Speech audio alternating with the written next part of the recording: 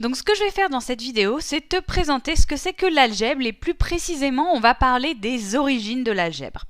Donc algèbre.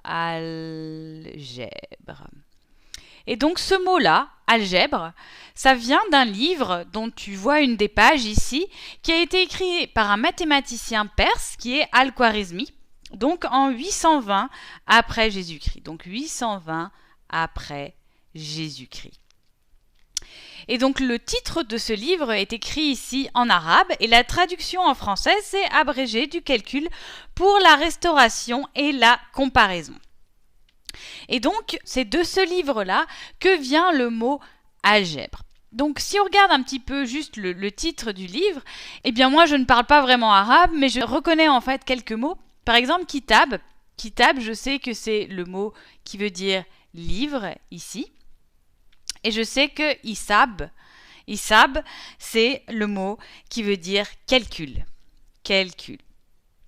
Et il y a un mot aussi que je reconnais et qui est très important ici, c'est le mot algèbre. Aljabre, ici, qui veut dire donc, eh bien, algèbre, ici. Et donc, c'est la première fois que ce mot-là a été introduit. Donc c'est un livre qui est très important pour l'algèbre moderne et où on retrouve en fait les idées les plus fondamentales. Tout ce qui est opération, processus d'abstraction et méthode de résolution très très générale des équations. Mais en fait, Al-Khwarizmi, c'est pas le premier mathématicien à faire de l'algèbre. Et donc, je vais te faire une frise chronologique pour qu'on y voit un petit peu plus clair et qu'on revoie ensemble qui sont les mathématiciens qui ont contribué en fait à notre connaissance de l'algèbre actuelle. Donc ici, on va placer Jésus-Christ, qui est donc notre repère juste temporel, même si on n'est pas chrétien. Et donc ici, on va dire que c'est 1000 ans après Jésus-Christ. Ici, 2000 ans. Voilà. Et on va remonter avant Jésus-Christ. On va dire que ici, c'est 1000 ans avant Jésus-Christ.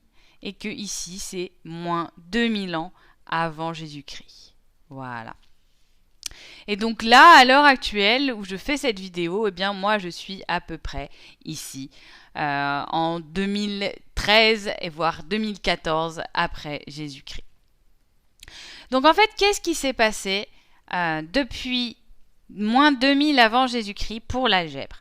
Eh bien, les premières traces de l'algèbre, elles viennent en fait de moins 2000 avant Jésus-Christ chez les Babyloniens, où ils n'utilisaient même pas les mêmes symboles que nous à l'heure actuelle et ne représentaient même pas les nombres en fait de la même manière, mais ils faisaient exactement ce qu'on appelle aujourd'hui l'algèbre.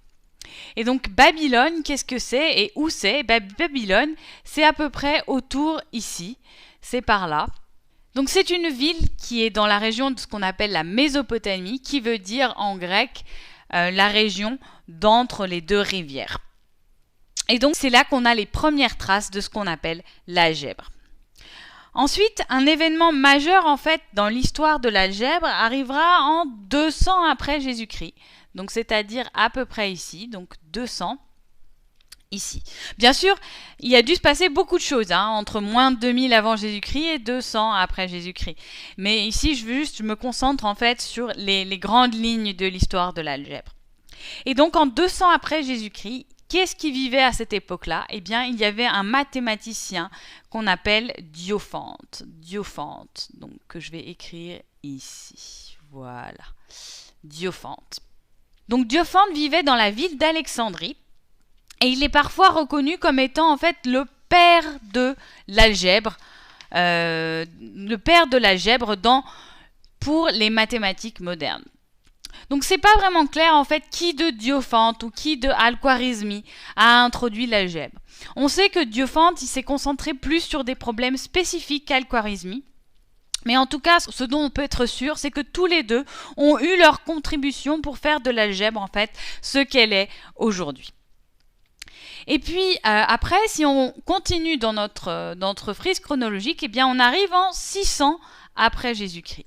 Et en 600 après Jésus-Christ, il y a eu un autre mathématicien qui a contribué à l'algèbre, c'est Brahmagupta. Donc Brahmagupta. Et Brahmagupta, lui, a vécu donc en Inde. et a contribué aussi également à faire de l'algèbre ce qu'elle est aujourd'hui.